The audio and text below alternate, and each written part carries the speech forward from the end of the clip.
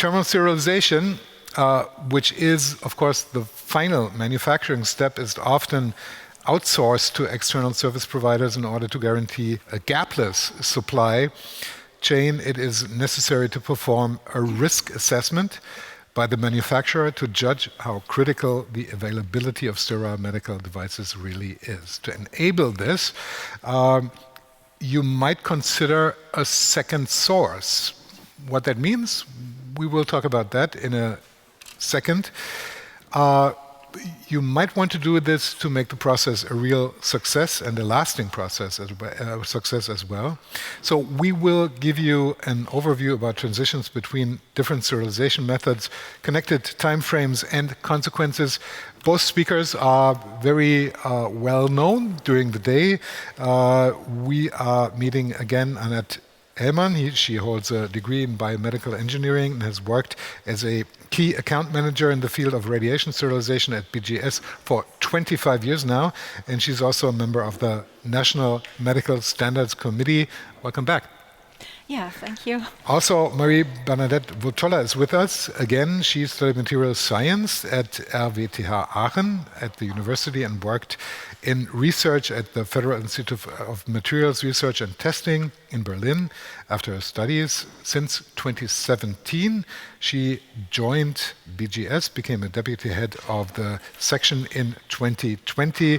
In her work, she focuses on the feasibility tests and the qualification of new products in the application areas relevant to sterilization. Welcome back as well. Hello. So, of course, we are talking now about backup your supply chain. How does it work? And what do customers have to think about? Please, the floor is yours. Yeah, great. Thank you. So our presentation will be about backing up your supply chain. And I'd like to start with a question and ask, did you already think about a second source? And if the answer is yes, great. Stay with us and have a look if your thoughts match our thoughts. And if the answer is no, maybe it's even better. You can start right now with us.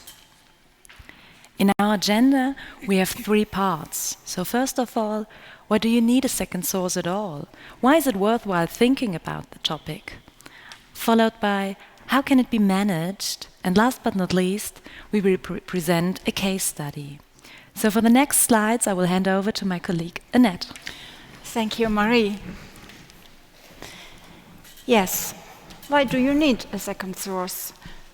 The first and essential question that always comes up is, why does it make sense to work with a second supplier? And secondly, what should be taken into consideration in the decision-making process? Basically, it is recommended to start with the help of a risk assessment by comparing the current situation and availability. And secondly, we have to consider potential growth in the future together with the risk assessment. And here we develop the analysis of expected or potential growth, and this is one of the key factors. And another important question, how to deal with these capacity developments in midterms.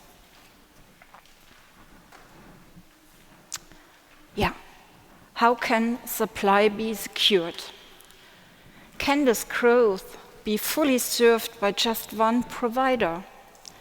Is the question that comes up here. And the next one is how to deal with potential service interruptions. What happens in case of foreseen or unforeseen plant shutdowns, and how long is the supply guaranteed from the existing inventory? Question 5. Would it make sense? Does it make sense to work with more than one service providers and connected to all those? Some logistical considerations, and here logistical concept offers various opportunities for further improvement. Starting now with risk assessment. There is a standard, it is the ISO 14971, medical devices, application of risk management to medical devices. And here in this standard, we have the ability to run systematic analysis to identify and to quantify potential upcoming risks. And at the beginning, for this risk analysis, we start with product development. And we can state every development of a medical device begins with a qualitative analysis of possible risks, especially in focus of the patient. Before there is a presentable prototype, there should be a documented risk analysis. This is essential because only in this way can be prevented the early stage of development that the use of medical device can lead to an unacceptable risk for a patient or to the manufacturing process at all. And our consequence would be, we recommend to work with multiple suppliers to minimize the risk, at least more than one. Yeah, looking at capacity development. As we learned earlier today from Martin Compen's presentation, the European sterilization volume is 12 million cubic meter per annum overall. And this means the throughput per annum needs to be considered as a huge amount of pallets. Furthermore, we can say the expected demand is 10 to 20% higher than the available sterilization capacity. And on top, we face an organic growth of about 4 to 8% only for the EU, and this growth is affected not only by the medical industry, also coming from packaging material, let's say bag-in-box systems, for example. And the question arises here is how to deal with these expected volume increases and how can this be practically ensured?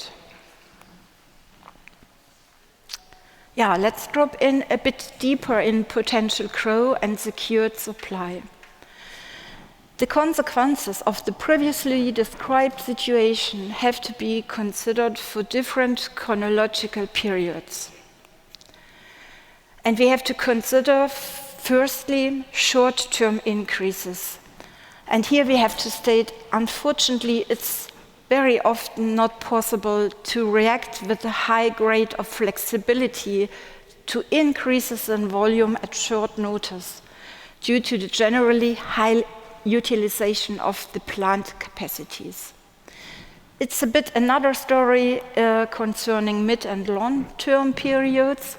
There is a realistic chance for taking volume growth into account and planning for the medium term.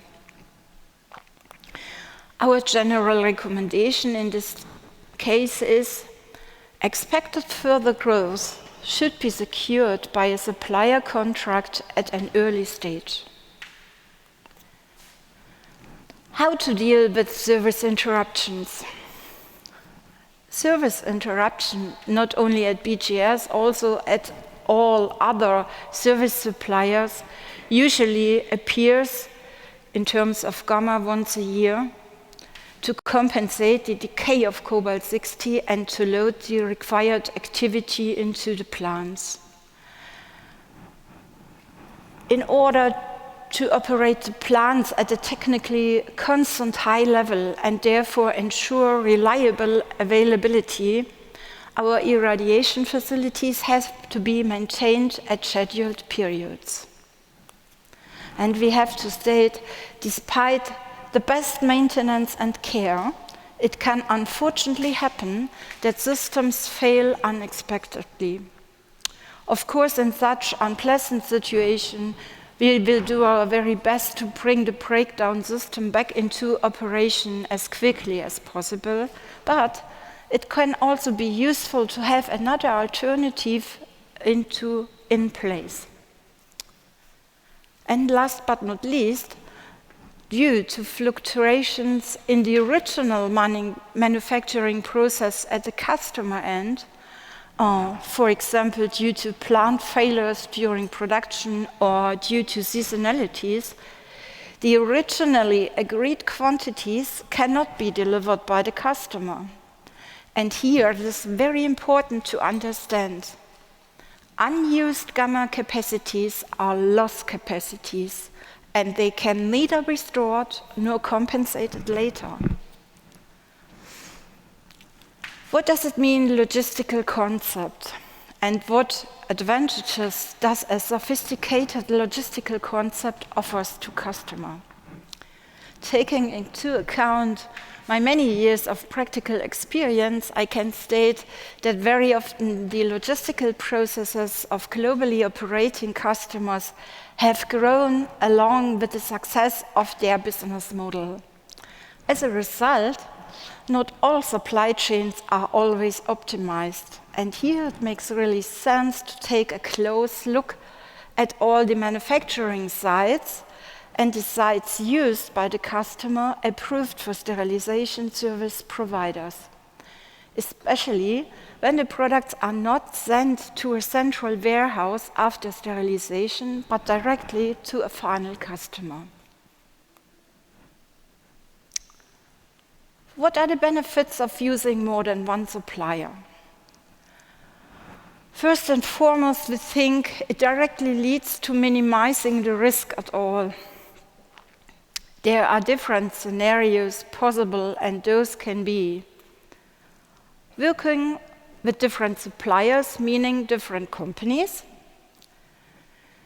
It can be using different facilities from one or more service providers, or, and this is also a common practice and already usual, in order to minimize the risk of using different types of sterilization methods, for example, in addition to radiation sterilization, also the use of gas, EO, or steam sterilization. And in order to look at these options in more detail, I will now hand over to Marie. Thank you, Annette. So, as Annette just pointed out, different combinations are possible, and I prepared 4 examples, and I'd like to start with a scenario of having multiple suppliers, to be seen in column A from 1 to D, and a different sterilization method. So for example, and it was said before this day, the switch from gamma to EO or the other way around. And there are things which remain in place. For example, the microbiological validation, so at least the bioburden and some sterility testing, and the product configuration can be kept sometimes, not always, but if you change from a pellet operation to a pallet operation, you can keep the configuration. But all the other parts of the validation need to be amended or updated. The documentation, of course, the supplier release, and the quality audit. So, coming from this scenario, we consider this as the one with the highest effort. Our second example has multiple suppliers as well, but a different irradiation method. So we stay within the irradiation, but we imagine to change from gamma to EBEAM, for example. So the microbiological validation can stay in place, but all the other parts need to be amended or adapted. So at the first look, it doesn't look like a better option, but you have to keep in mind you're familiar with irradiation, sterilization in general. And this has a high advantage, so you do not need to learn a totally new method. You are familiar with doses and so on. So for this, we consider this as the option with a medium effort. Coming to our third option, so we stay with the same scenario of having multiple suppliers, but we stay within the same irradiation method, so from gamma to gamma. And there, a lot of things remain in place. For example, the dose range, the microbiological validation and the application-related validation, as well as the product configuration. What needs to be amended is there the performance qualification, because although gamma, it is a switch from gamma to gamma, it's similar but not identical, and therefore you need to repeat it. And different suppliers can have different plant designs as well. So the documentation will follow the supplier release as well as the quality audit. So from our point of view, we consider this as a small effort which can be done quite easily, with an effort of course, but it's lower than the other examples. So coming to our last example, and there we change the supplier scenario. So we stay, or you stay, with one supplier, but this supplier has different plants at different sites, maybe in different countries. And so if you stay then in the same irradiation method, you can keep the dose range, the application-related validation, product configuration, and to some extent the documentation. As said in the example before, you need to repeat the performance qualification, but you do need a full supplier release. You need a plant release and a quality process audit. So from my point of view, it's the smallest effort and the best case which can be done really, really easily. As pointed out before, we're coming to our third part, which is the case study, and we imagine to have the transition from gamma to EBEAM.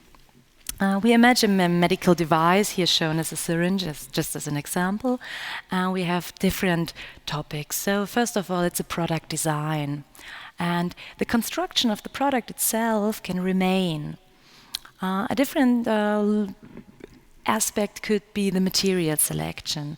So there, the substitution of components optimized for better irradiation might be necessary. It might not, but it's worthwhile thinking about it, and it needs to be assessed. Secondly, we have the configuration. So the primary packaging with a sterile barrier can remain, but the arrangement within the transportation box might need to be adjusted. I've shown brought you a little picture showing, so you have 8 cylindrical products within one box, and if you turn around this box by 90 degrees, it's still the 8 products within this cardboard box, but thinking about EBEAM, it can have a totally different outcome, and the dose distribution will be affected, and you need to assess how it will be affected. The loading pattern of the pallet may be adjusted, maybe not, so there are different limitations and dimensions for both methods, and that's something which need to be considered. Coming to the dose range, so from gamma, which is a high penetrating irradiation, to switch to EBEAM can lead to different dose ranges. So a dose range which works with gamma does not necessarily work with EBEAM.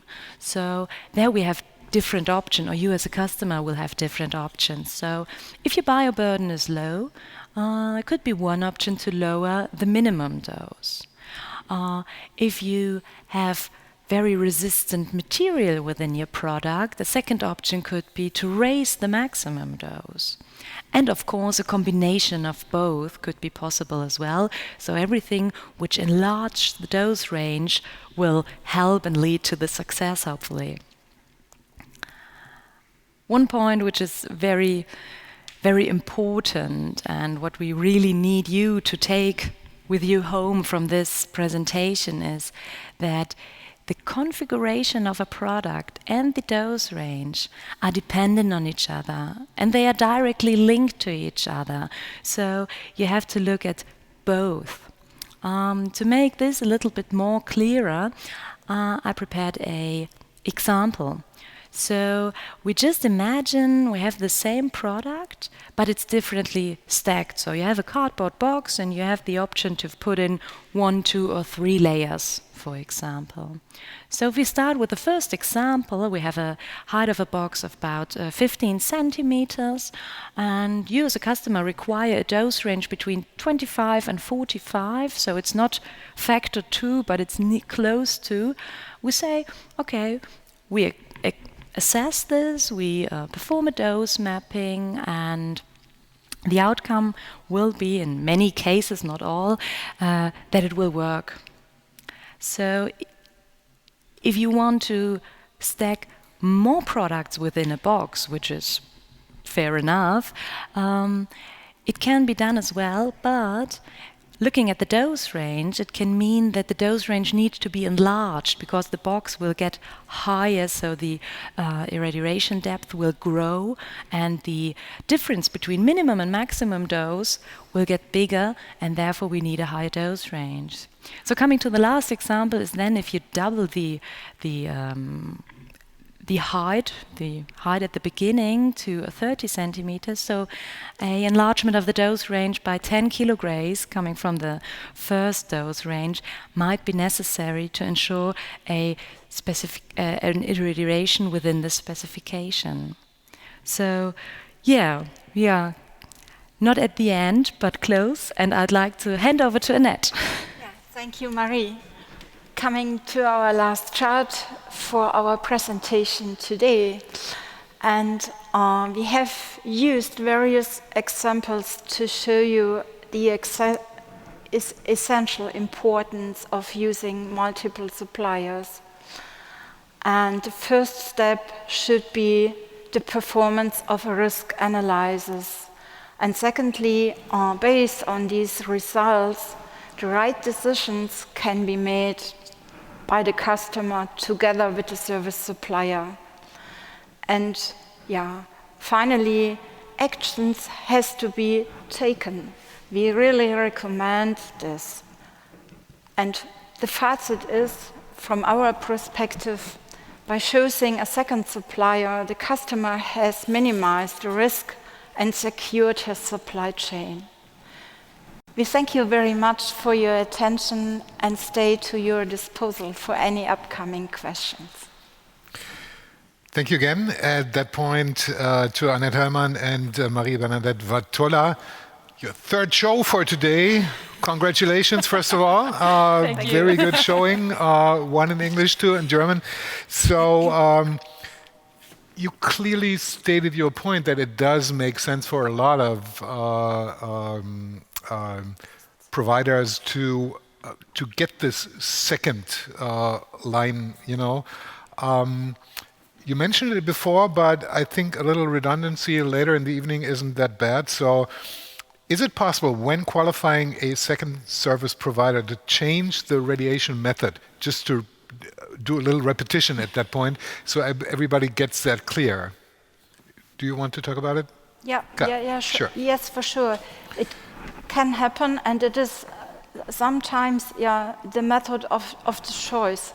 To say, due to a limited gamma capacity in the market, it could be a good option to change from already existing gamma sterilization to EBEAM, and also therefore we would be provided our experience and our knowledge to underline and to support this.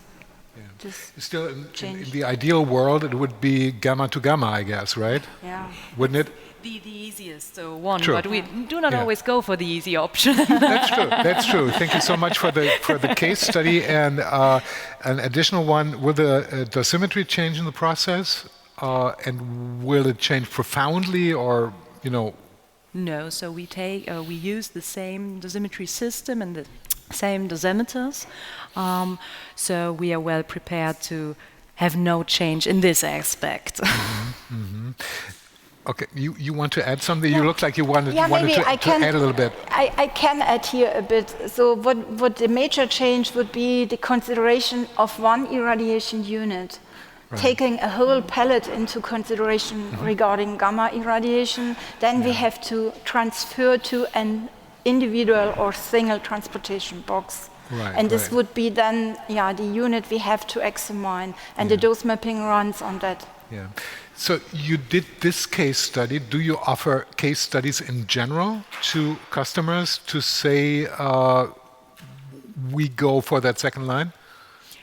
Yes, we In do. consulting? Yeah, we do. And so normally the process starts with a test irradiation. Right, of course. Because if you do not have any experience, we always say, okay, just go for it and find it out, to irradiate it with really high doses or doses at the upper limit to say, okay, what really does happen?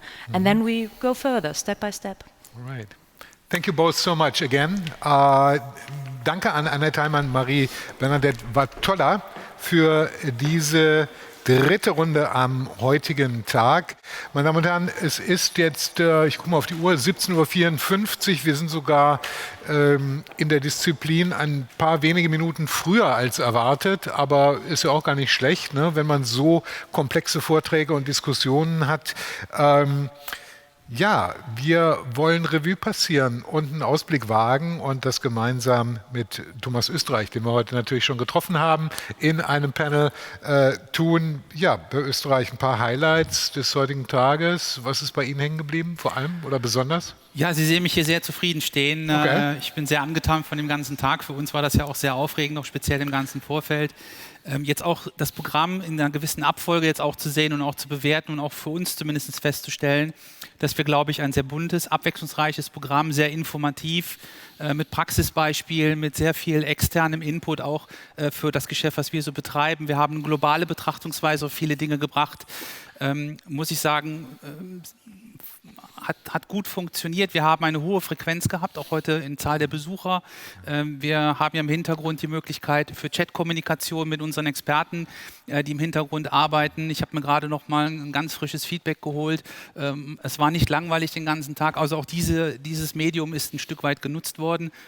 Und deswegen ist mir ganz wichtig, mal zwei Dinge auch zu sagen. Zum einen wirklich einen Dank auszusprechen, den ganzen internen, externen Referenten, die dazu beigetragen haben, dass dieser Tag heute auch so besonders geworden ist. Und es erfüllt mich auch ein bisschen mit Stolz, wenn ich auch an die ganzen Kolleginnen und Kollegen denke, die speziell in den letzten 12 Monaten mit einem unheimlichen Engagement und einer hohen Begeisterung eigentlich diesen Tag so besonders gemacht haben. Ja. Aber ist ja nicht ganz ohne, sowas zu organisieren. nein, ne? Genau. das stimmt wohl, aber wir haben ja auch erst Halbzeit.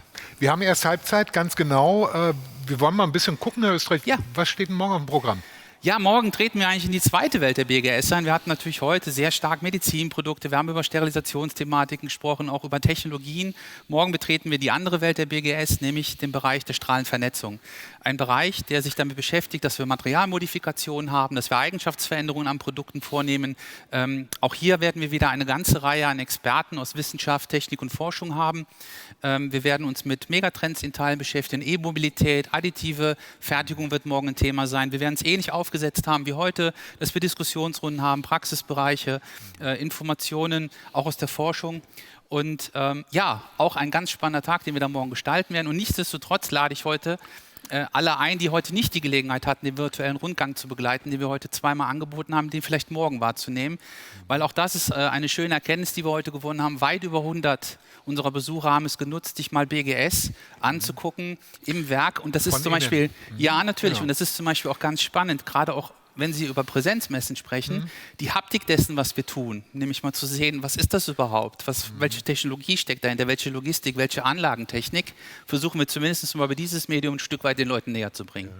Ich glaube nicht, wir können so weit gehen, dass wir sagen, die analoge Welt hat ausgedient und da wollen wir gar nicht mehr hin zurück. Ganz im Gegenteil, meine Damen und Herren, natürlich wollen wir zurück und mit Ihnen face-to-face sprechen, auch die wichtige Funktion in Pausen bei solchen Messen zum Beispiel wahrnehmen, um miteinander ins Gespräch zu kommen tatsächlich. Aber in den Zeiten, in denen wir leben, ist diese Lösung gar keine so ganz schlechte. Ne? Richtig, das ist richtig. Und es ist ja im Grunde genommen auch die Überlegung gewesen, wie schaffen wir eine Substitution dessen, dass wir uns nicht persönlich sehen können. Und vor allen Dingen auch, und das hat heute hervorragend funktioniert, ist zu erreichen, dass wir in die Kommunikation mit den Menschen kommen, dass wir diskutieren, dass wir Fragen beantworten können, dass wir Interessen für das wecken, was wir auch tun. Ja. Gucken wir mal in die weitere Zukunft. Wir haben heute mehrfach gehört, das ist ein First, die Veranstaltung, wie wir sie heute begonnen haben und morgen fortführen. Ja. Was passiert in 2022?